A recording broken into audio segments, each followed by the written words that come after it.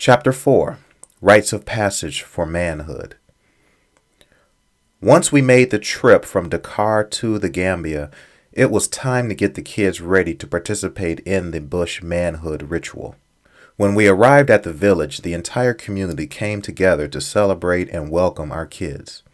Our first 2 hours in the village each year were dedicated to singing, dancing, and celebrating the homecoming of their brothers and sisters from America. Each year, I would get bold enough to challenge some of the people in the village with some new dance moves. For the boys to get this much attention was always overwhelming. Adults who made the trip were brought to tears each year during this celebration. This was an awesome experience they will never forget. Once the welcome celebration concluded, the rites of passage process began with the boys participating in a naming ritual with one of the families in the village. These families would adopt the boys, give them an African name, and then take them back to their huts to dress them in traditional bush attire as if their own son was about to start the ritual. We were not American boys participating in an African ritual. Our boys were called by their African names and dressed no different than boys from the village. Once the boys were dressed, they would reunite with me and get ready to march into the bush where they would live for the next several days. Next, our boys integrated with boys from the village that were about to go through the ritual.